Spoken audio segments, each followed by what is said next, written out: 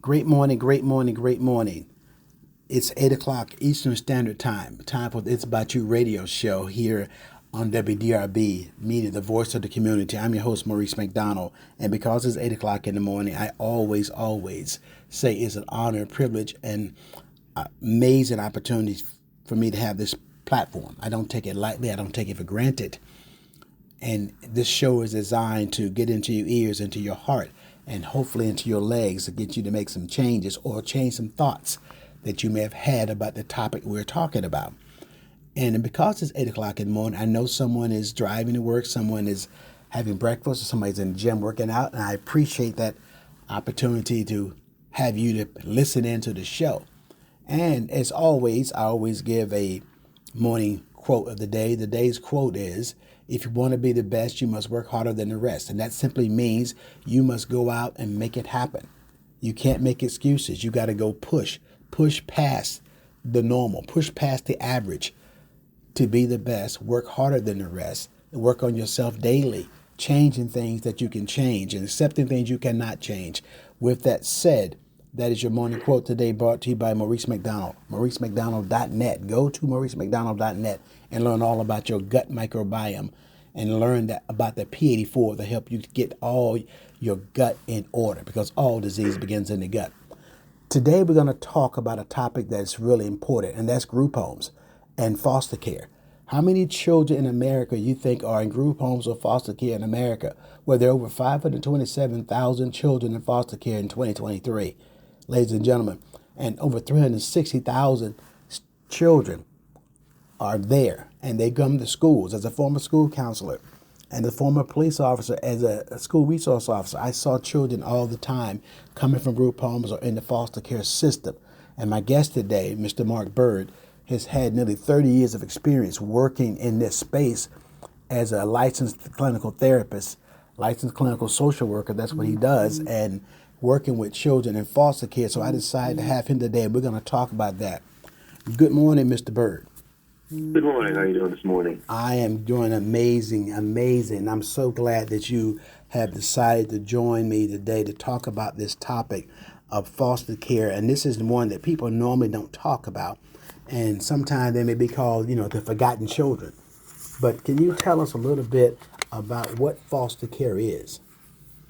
Okay, the way this each state, and particularly here in North Carolina, foster care is what we call substitute care for children that don't have adequate parents, or parents that are struggling with having to take care of their children because they have special needs such as behavioral challenges or other related issues. Some, for example, even with medical, has particular special medical needs.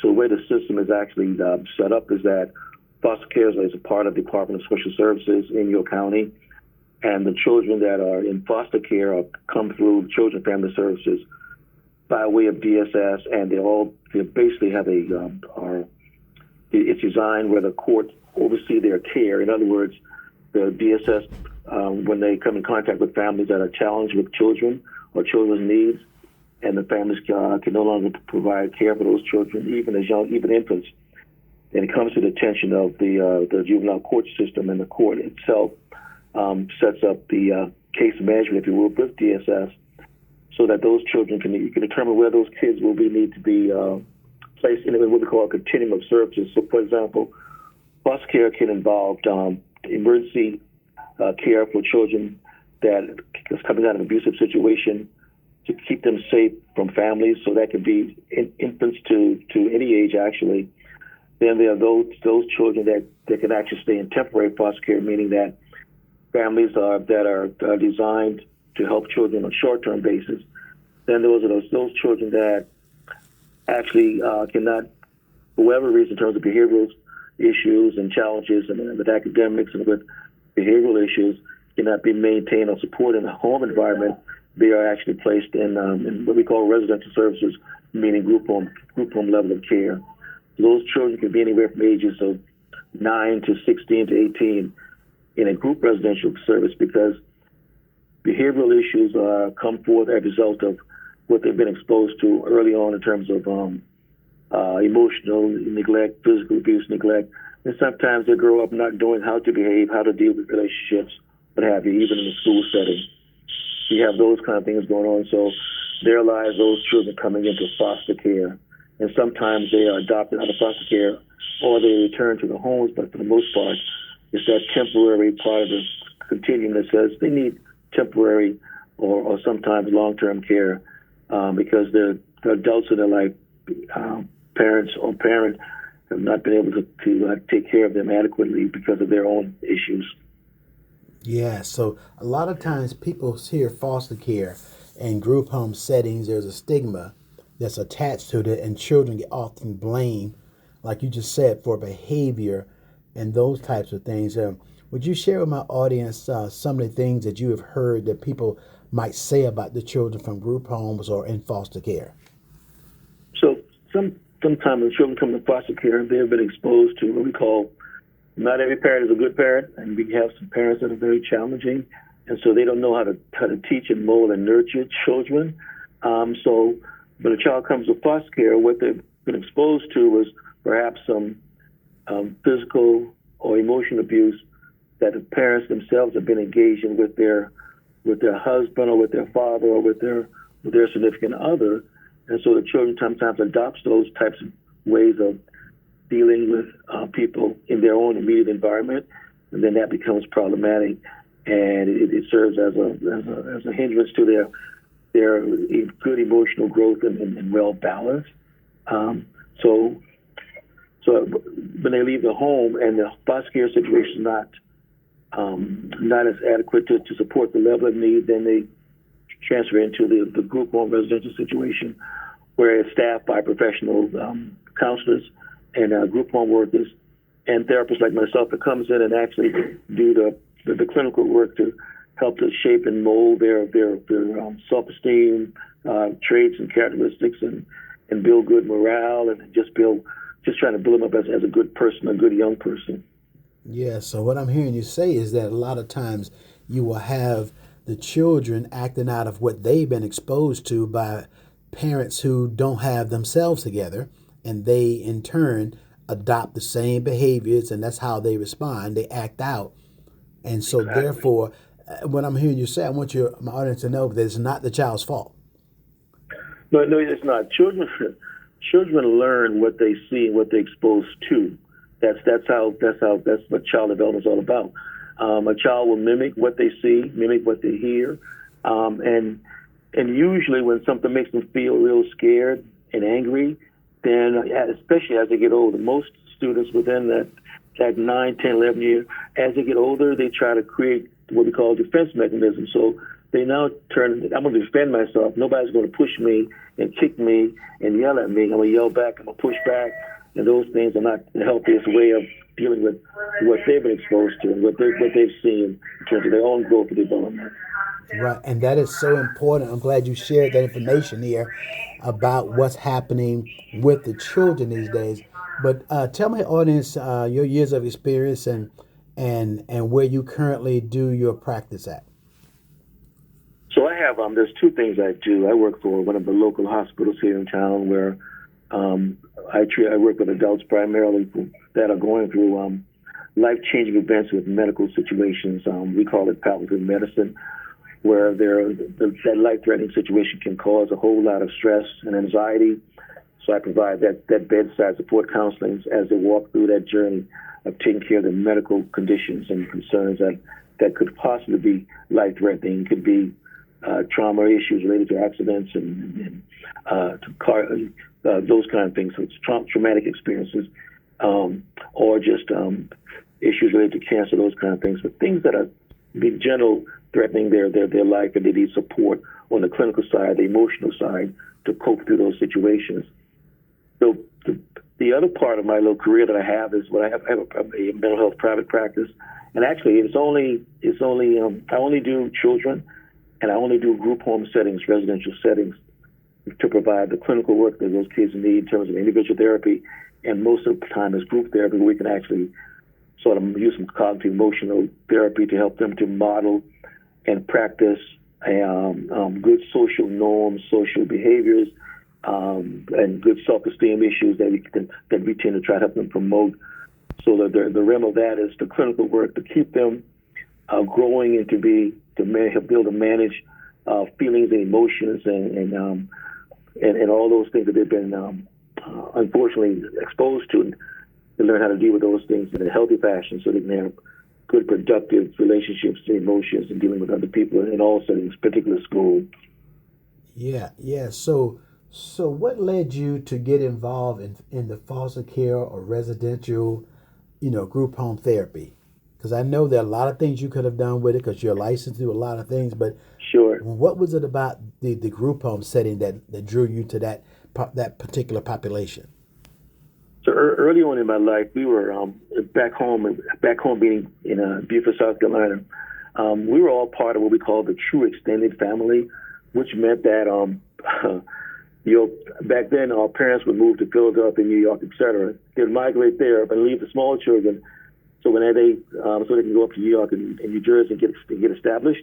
But we stayed with our grandparents or our great grandparents, and so the whole concept of family early on in my life meant a whole lot, and it meant that for me is that regardless of where you are, if you have some loving people, give you direction, teach you all those fundamental skills about life and how you grow up healthy, etc. That makes a difference. Whether your parents was away because of the good reasons in my family or because you're away from them because they've had challenges. So what led me to, and I love it, I love group home work because you get kids to understand you teach them about life, about how to be safe, how to be a productive person in terms of their emotional growth, etc.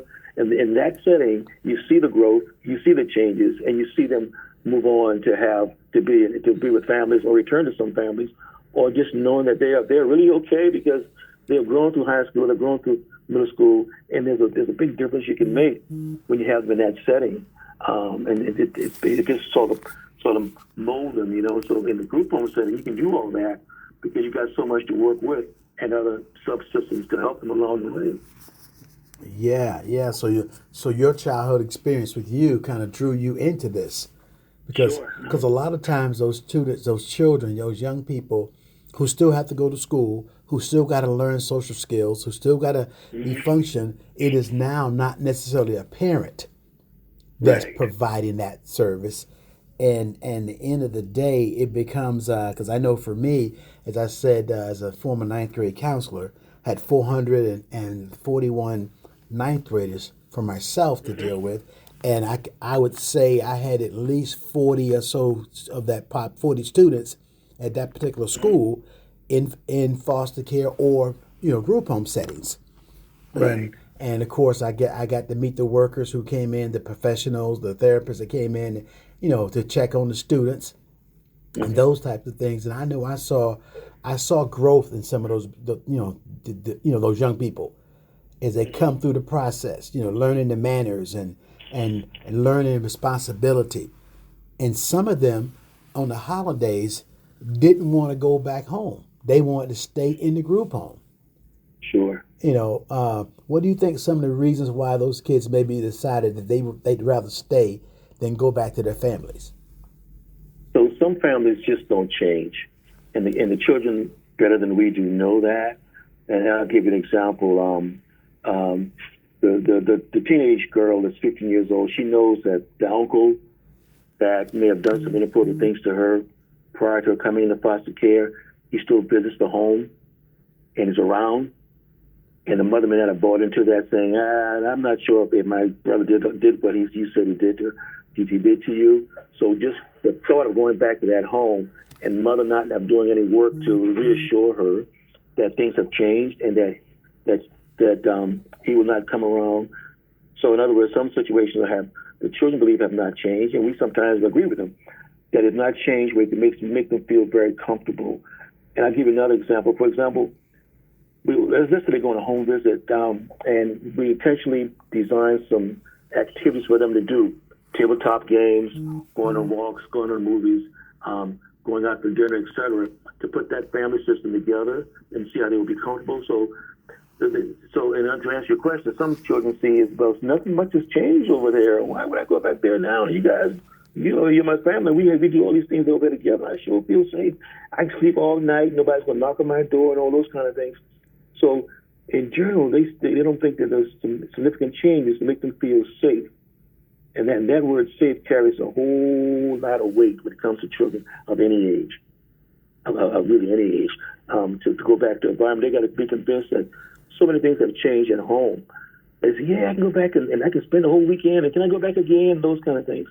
But we have to know, and the children have to know that there's some things that have changed that's making them comfortable in going back to where they were. Yeah, it's kind of like this. They used to always say, don't ask a child, if I look fat, because they're gonna tell you the truth. Okay, so therefore, children can recognize the truth. Children can recognize where they feel comfortable. Children can recognize that I'm loved, I'm cared for here, and this is important for me to feel safe. That word you said, safe, because I've heard some of the children would say to me when I had them one-on-one, they said they felt better at the group home. Sure. And that they didn't want to go back to different settings there, or the parent could be, in rehab, or the parent has relapsed. Right. Or if you mentioned there's the dirty uncle, or the power bill had been paid, it's wintertime and the place gonna be cold, or if the water is even turned on in the house. Exactly. And at the group home, they get a hot shower every day. Okay, they got food. The food is gonna be certain. So those are some reasons I think that are so relevant about this. But oftentimes the different qualities of the staff and group homes plays a major role in helping the children be effective. But in your opinion, what kind of person is a person that you think that needs to be a foster parent or work in a group home? What do you think some of the requirements should be? Very unique, heartfelt individuals in that they should have in mind. Now, this is what I really go by, and it works for us, it works in the group homes. There has to be a almost like a spiritual connection with their heart that says, this is the kind of work I want to do, and I need to love doing it, because children mimic, and they really pick up on whether you're sincere or not very fast. So, for example, what we call a typical group home worker is one that has a whole lot of patience, believes in de-escalation, talk through, as a primary mode of interacting with children, because children have been hurt and emotionally and all that. So you have a whole lot of patience from the perspective of, I'm not sure what the child needs now, but I know what I need not to do. So you have to have that feel of, I don't want to overreact, I don't want to yell if they yell, I don't want to shout if they shout. So that you have to have that very unique ability to say, you know what, I can do this, and I can do it even better if I have a team of people. So it can be 2 or 3 people, well, actually minimum of 2 that's working in the home at one time, so that you can piggyback off each other. But one of the primary things is you got to have a love in your heart to do it. And when I say about the spiritual part of it all, what a lot of folks don't know in group homes now, the ones that are very successful, work very well with children, those children, they go to church service on Sunday mornings. They're not pushing any particular type of religion, but they're exposed to a religious atmosphere, if you will, or a faith atmosphere. And 100% of the time, what the children always tell me, and usually I have a set of children that I actually see on Sunday afternoon, and their day is always so much better on the morning they've been to church. And if they miss church, they'll tell me quick, but bro, we didn't go to church, this reason, that reason, and they didn't like it because they want to kick their day off going to church. And what that means for them is that they would wish that their families would have some kind of a settled, easygoing place for them to go to and to just be a part of some people that are really wholesome and taking care of them. But getting back to the main question is, have a love for children, have a good, strong ability to know what kind of families they like being in, so they can articulate that to the children, not only by words but by demonstration. Really. And that's the other key factor. And then have one of the core qualities is that they never see anybody put somebody down. The kids may tell you a story about their parent, but they're not knocking or sharing to the horrible parts of that story, but they're trying to have conversation about the enlightenment of some people. You talk how you really present other people, how you talk around other people. Those are some of those skills that a worker needs to have, to be resilient and not, because children want to know what do you think, and what you think is very important for them. So you always have to be. It's almost like you're being a substitute parent, if you will. Okay, and so all your parenting skills come into play. How you work as a team, how you model good, solid behaviors of feelings of trust, and feeling welcome and all those things. So it's almost like you're really a substitute parent at your best, but in a residential setting. At doing your best thing. Yeah, because that part you said, have a whole lot of patience. You started out with that one, having a whole lot of patience, because this is one that if you don't have the patience, there can be an issue with snapping back at kids, yelling at the children, threatening them, because this is some of them that face this at home, And I've learned children who may have that oppositional defiant disorder. The kid who comes in there, you threaten them, guess what? It's go time, they're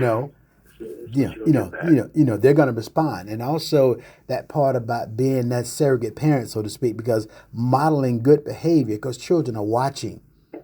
They're watching and listening to everything that happens.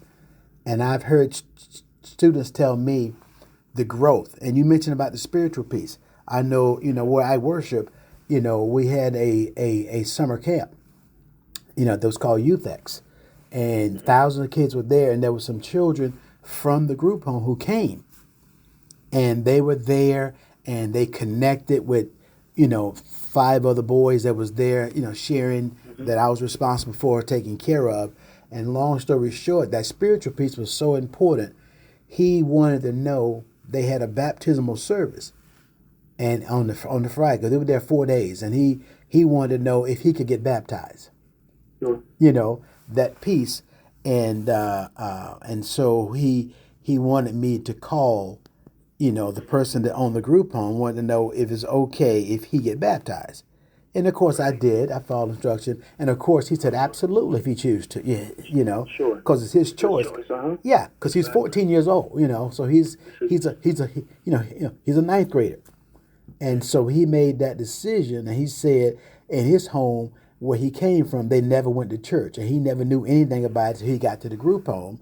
He met some other boys who had, and so that experience, when you mentioned the spiritual piece, it took me back to him and to watch him grow, and some things that he shared, in private that was so powerful, that you see that children who come from great home backgrounds, they may get it from their parents, or their grandmother, because like you said, the structure that comes from different families can be different, because it's not, there's nobody who can help them. So I definitely agree with what you were talking about. Of the kind of person that's there, the spiritual piece with them, even playing sports. Sure. I've noticed that young man who wanted to play football, wanted to do this kind of stuff in high school, and got him plugged in, just like any other kid. Just like any other kid. But it meant so much when I showed up on Friday night. Mm-hmm. I told him I'd come to the game, and he was looking for me. Exactly. So I made sure he saw me, that journey. So really, a lot of time, these folks, what they actually need is somebody to care about them, sure, somebody to love them, and be fair with them. Is some of the things that they are looking for in the group home. Hey, listen, we'll take a quick break and be right back. Did you know all disease begins in the gut? It's true. Your gut is the foundation of your entire health. When it's balanced, your body thrives. But when it's out of balance, everything from fatigue, weight gain, mood swing, and chronic illness begins. Your gut isn't just about digestion. It's home to trillions of bacteria that affects your immune system, your energy, and your emotions. The good news is there's P84. 84 fruits and vegetables organically grown all over the world into amazing product designed to help you to feel better, designed to help you thrive and win. Simply go to MauriceMcDonald.net. That's MauriceMcDonald.net to learn all about P84 and get it in your system today. That's MauriceMcDonald.net and learn all about your gut microbiome.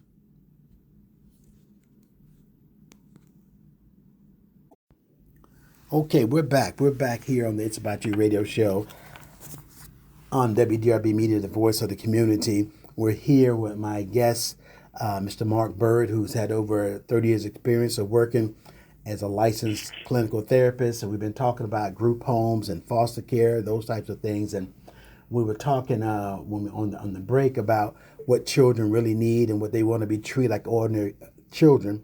And the group home provides some things that families don't need. They come from dysfunctional families, and children want to be safe. Children want to be heard. They want to be understood, loved, and guided. So now we want to talk a little bit about some challenges in the system, like placement stability is a major concern. And Mr. Byrd, why is there so many children experience multiple placements? There are a couple of reasons. One is that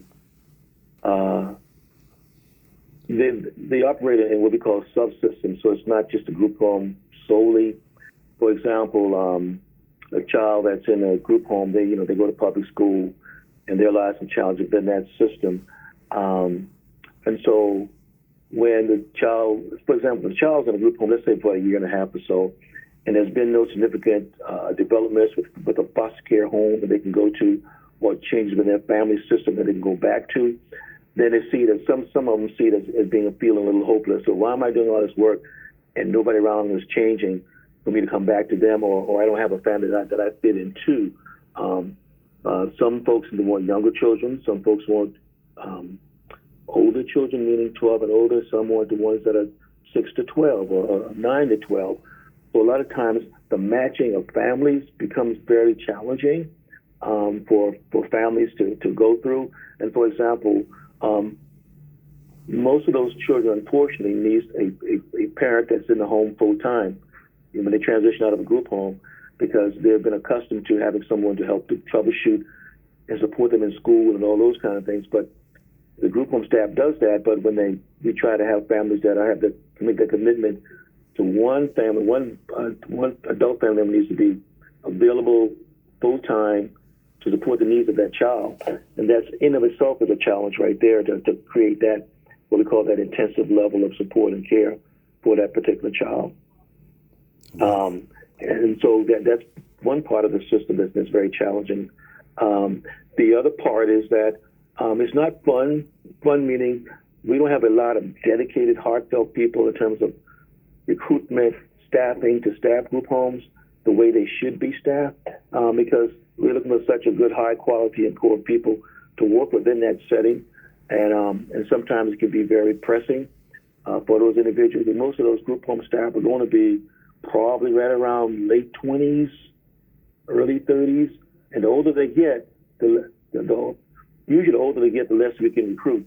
But a lot of those folks are not, they're building their careers as opposed to already establishing their career. Someone that's establishing their career obviously wants a higher pay for the experience, et cetera.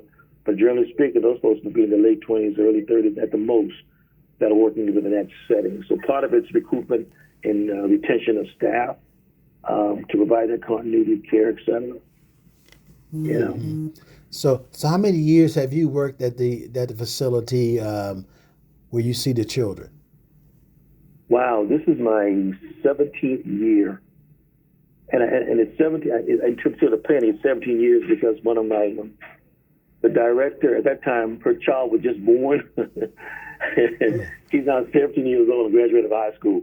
Yes. So I've been doing that 17 years, kid you not, 17 long years. And so, but it's been a joy because it's a Sunday afternoon, and I wouldn't use the word love.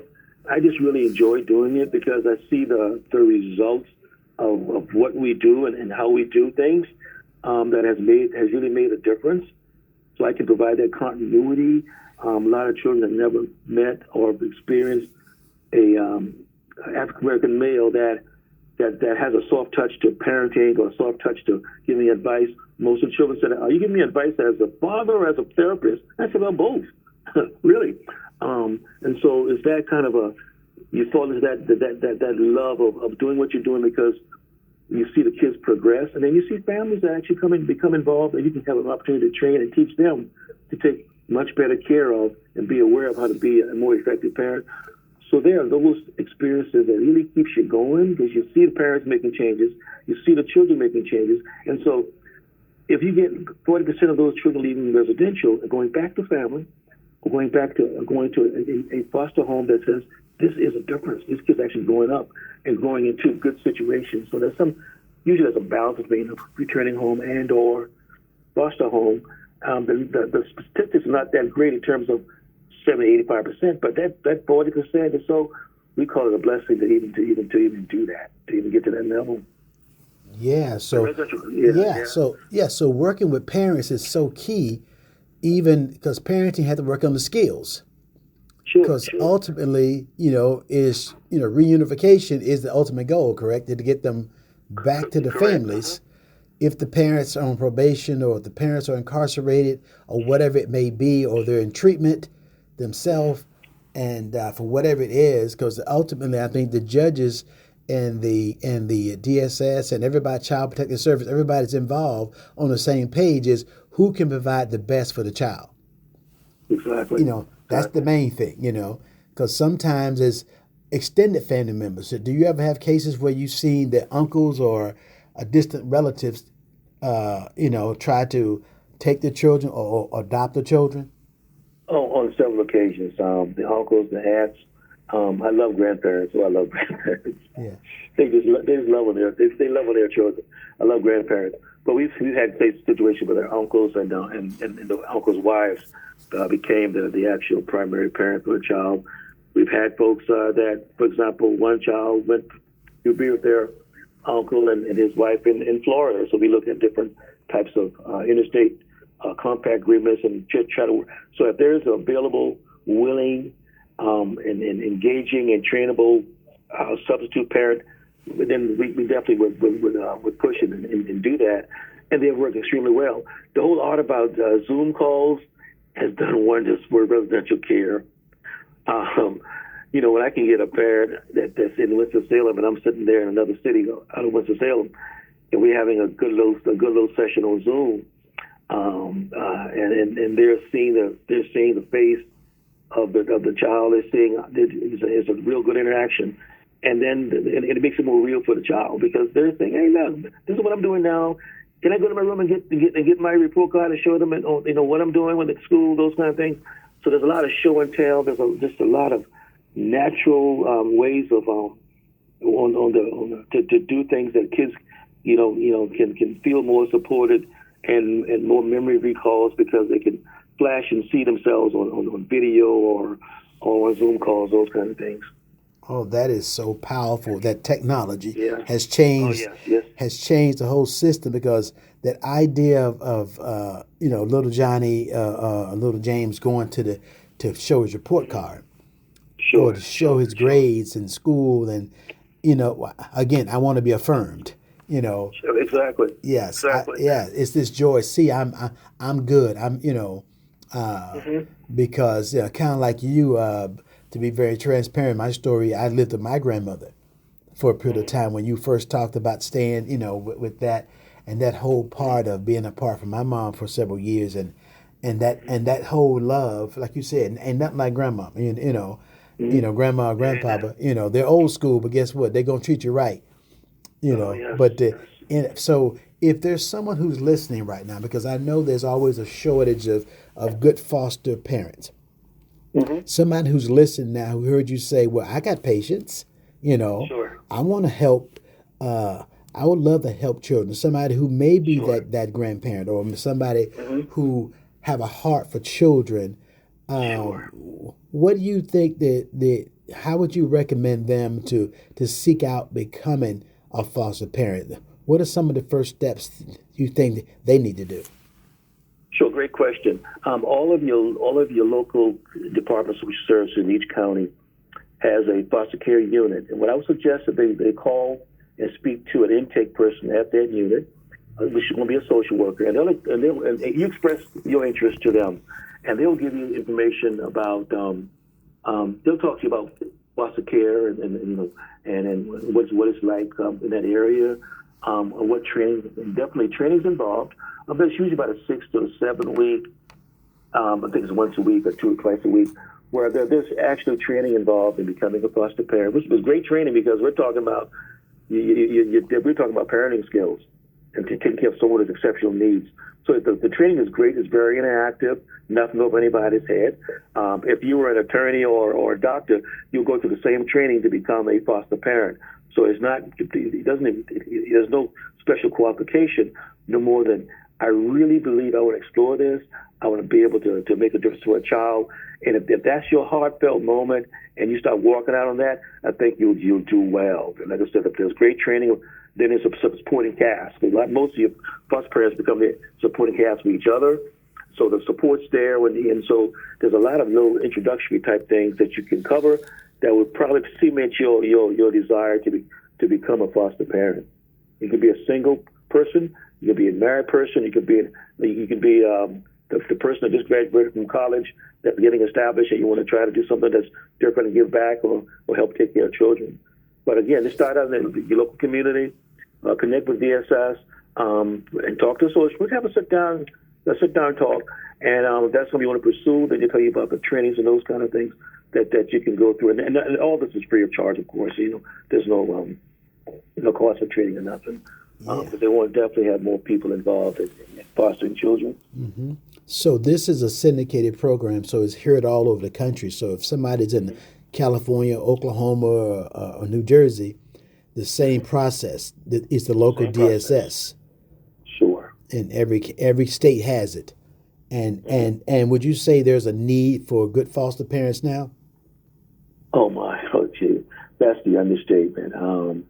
Really, we need so many foster parents to come. Unfortunately, the numbers of children in foster care have grown, and all different reasons. People that have substance abuse issues, people that get into legal issues with the law and those kind of things. But there's such a great need for foster children, children in need of foster homes. And I tell you, there's so many good stories out there about foster children and the combination of foster child and when it's a group home. I can give you one real story that's going on right now. There is a 15-year-old young lady I'm working with in a group home right now as we speak. And that child makes me cry every time I talk to her. Why? Because I always promote these high schoolers to be involved in extracurricular activities, things that can make them feel special, and they're doing that's their specialty. And we rally around them and salute them and promote them. This young lady is on the chorus choir at this large high school. And when I tell you, this choir, this group has just absorbed her and promoting her. And it's one of the special things that's all about her. She can sing. She has her own little group. She's being promoted in that area, doing well in school.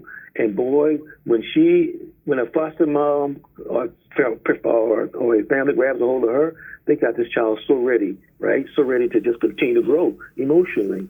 So a lot of times what we don't see is that those children, they're ready for foster care. We don't have folks coming to the door to receive them. So as if anyone's out there, they want to be interested, listen, there are children out there that are so ready for foster care, so ready to be parented. And yes, some children even get adopted by foster parents. So there's so many children that are so ready. So those that are getting ready, but there are also those that are so ready for foster homes. So seek out your heart and take that step. Do some informational talks with DSS and go for it. Absolutely, man, because I happen to know ladies at my place of worship also that are as a foster parent, a couple of them, and also have known people, former students at the college that in this field, human services, they became foster parents to two children, and I think she ended up adopting them because they came from, as you know, from horrible backgrounds or whatever, and they're in high school, and one of them now is coming to the college to get his GED, and he wants to learn to be an electrician. Right. He likes working with his hands. And so, of course, if he gets in, and he's 16, about to be 17, so now he's not having.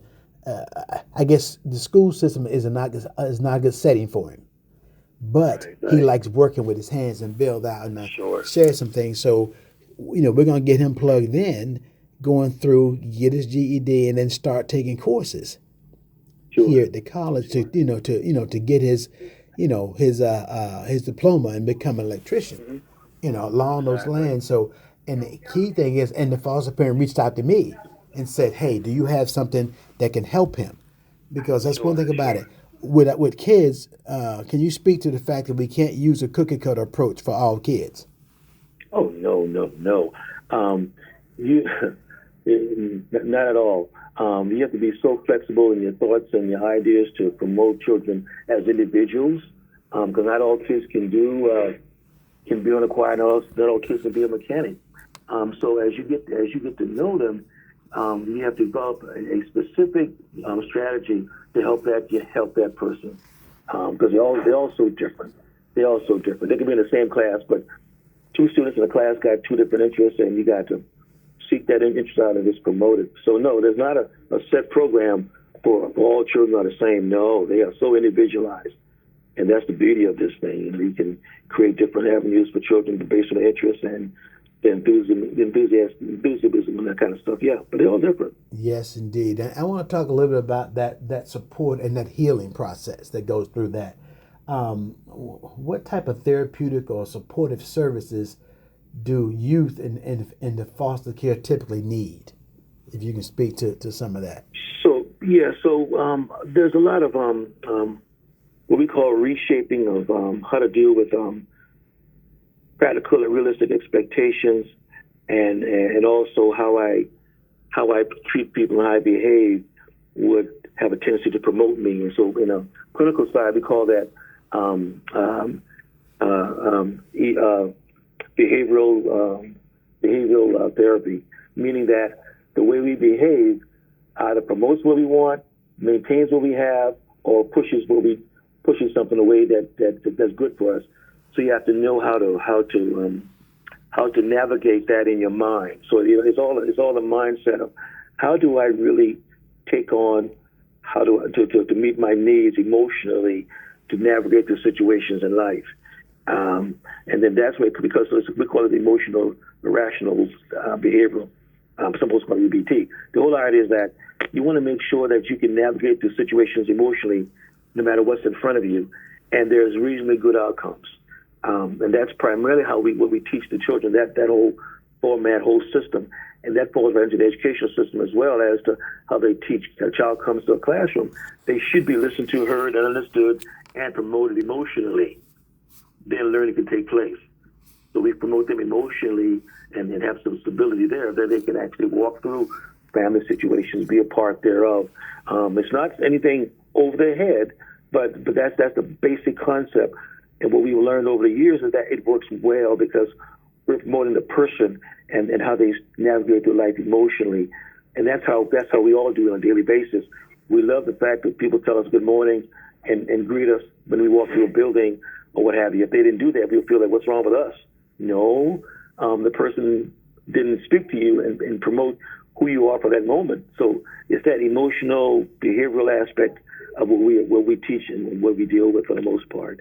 Yes. I've noticed that when I watched those young men, I told you that I had to, those 3 years as a counselor, watching them go from being a freshman to a sophomore, and watching the growth, like you mentioned, the football and everything else, and learning how on Fridays, the football team, the coach made them dress up. Sure. They had to come in with the shirt and tie. And they had to get haircuts and kind of stuff. He was promoting a certain image, and watching him come in every Friday, coming to my office first thing in the morning. Mr. Matt, look at my shirt and tie. It was this, and I always made a big deal about him. And then one day I took him shopping, to get some stuff he bought, and he didn't know how to tie a necktie. And Right, so right. and so those things of teaching him to tie the necktie, how to pull it up, opening doors, when ladies came by, showing respect. And Sure. when I caught him doing something good, I made a big deal out of it, because it was a big That was a deal, big deal. Exactly. And the idea of it is how he would always come to my office. Of course, I had candy in there too, so he always come by and get it. And then a group of Hmm. guys, because that he felt like he was a part of something. As you said, the girl who could Sure. sing, but that whole image of pulling their pants up on their waist, because you know how the young boys would sag sometime in their clothes. Sure. But him, I said, can you pull your pants up the whole week, not just on Friday? Right, right. And it got to a point Exactly. we had to work on it, 2 days a week, and then we got to 3 days a week. Sure. It's that accepting what I got, and as Exactly. a counselor, and of course having that relationship with him, and of course the gentleman who owned the group home, because Hmm. he really pushed excellence with the Sure. boys. Sure. And by the way, could you speak to this also? Because I noticed the boys that I had there, they came in the group home through, all races. It wasn't just black Hmm. kids, in there. Right. So in foster care setting, it is truly diverse because all kids need help. So it's very diverse, and actually, for the last 5 years or so, it's been the majority of students coming through the group homes have been Caucasian, right? Mm-hmm. It used to be that they were all African American children, but now over 6% of those children are now Caucasian. Now, what that suggests is that family trends have changed. Okay, as we grow in society, we have multicultural families evolving. So there was not a surprise that that we see the traditional, what we call traditional group home resident. They're not just African American males, for the most part. That Right. has significantly changed. It's significantly changed. It's the opposite now. It's predominantly Caucasian males Mm-hmm. that's coming Mm-hmm. through. It's amazing how that changed over the years. But again, I think that changed a lot of different family systems as we know it across America. Really, Yeah, really yes, has. that does happen, and so I realize too that when people who see this happening around the culture, because a lot of times, like you said, it used to be what people think, black and brown Yeah, people, but now hey, it's a shift, and people it's a need to shift. have that realized too. There have been a lot of powerful people that grew up in foster care and became professionals. Hmm. They grew up, they became the school teachers, Sure. and some of them became the attorneys. Hmm. End of the day, because a lot of time it isn't necessarily how somebody starts, it's how they finish.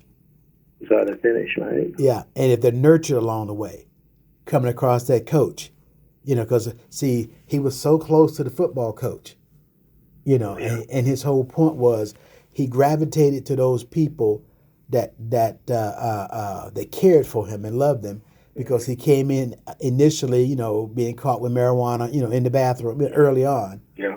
and then of course through some treatments and things and programs to put him in. But then again, Hmm. he grew up in that environment. Sure. That goes I back to think what you were saying. Yeah.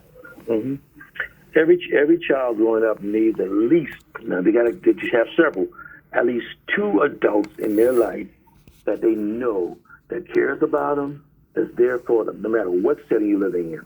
You gotta have at least two that's promoting you, and they know that emotionally. They can ride on that. But you gotta have at least two, man. At least two. If one goes on vacation, the other goes around somewhere. You know. Yes, yes. That two caring adults. True care, at least two, man. At least two. Yeah, yes. And the end At of the least two. day, and sometimes, and the kids don't care what color you are. You don't matter to them at Yeah, all. Not at yes. all. That's see, even as we speak, teenagers don't it don't matter to them. What matters to them is, are you caring for me? Can I really go to you and you help me along the way? They don't see like that. They really don't. They really don't. They really Yes, don't. yes. That part is That's not a so factor. powerful, man. Because I know for a fact back when I was a DARE officer many years ago, there was a young man that was in the class. And long story short, I gravitated, started helping him. Years later, telling him he can do better and those kind of things. And he's part of a club that we started at the school, Right Moves for Youth at schools. And fast forward 14 years later, while at the college, I'm walking down the street on the sidewalk, and this grown man makes eye contact with me and speaks, and I spoke and he spoke, and he went on. Then he came up running behind me and said, "Hey, excuse me, is your name, McDonald?" I said, "Yeah." And I'm thinking, "Uh-oh." He said, "Were you a police officer?" And I said, "Well, yeah, oh boy, I retired, and I'm trying to figure out who am I talking to." And it turns, then it turns out he says, "You were my dare officer in my school. I've been looking for you, man. You saved my life." I said, "What are you talking about?" Amen. He said, "You were my dare officer. You said if I, the quote I gave today, if you want to be the best, you got to work harder than the rest. And you told me if I had to find a new way to get a free education, I had to learn to work the system, And so he got out of high school, when out of Olympic High School, he went to the military because he didn't have money to go to college. And he was in foster care way back then. He went to the military and he came back to the college. He just gotten out because he wanted a free education. Then he said, "I'm going to UNC Charlotte to get my 4-year degree. Hey, can I give you a hug?" I mean, 14, what are the odds of planting a seed and 14 years later, he remembered me.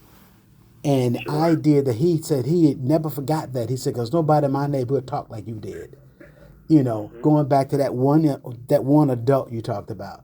And that story, and that was the catalyst to make me go back to school to become a school counselor. That sidewalk encounter with that young man, it was a key thing. Absolutely.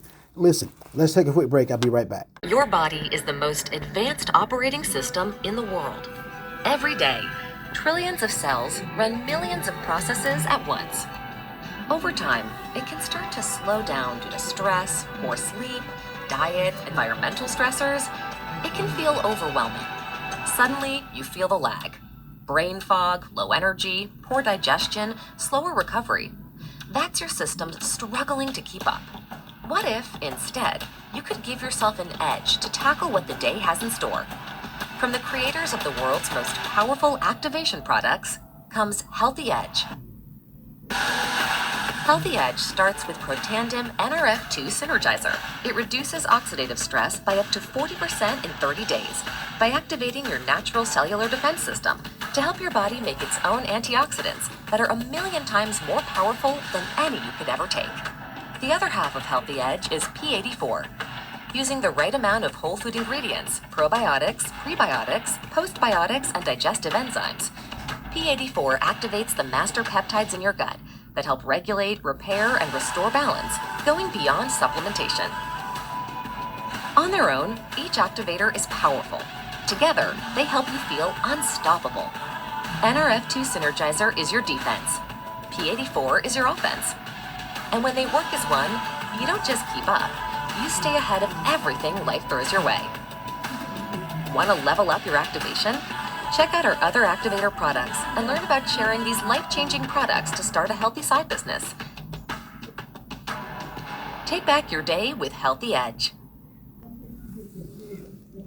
To learn more about Healthy Edge, simply go to MauriceMcDonald.net.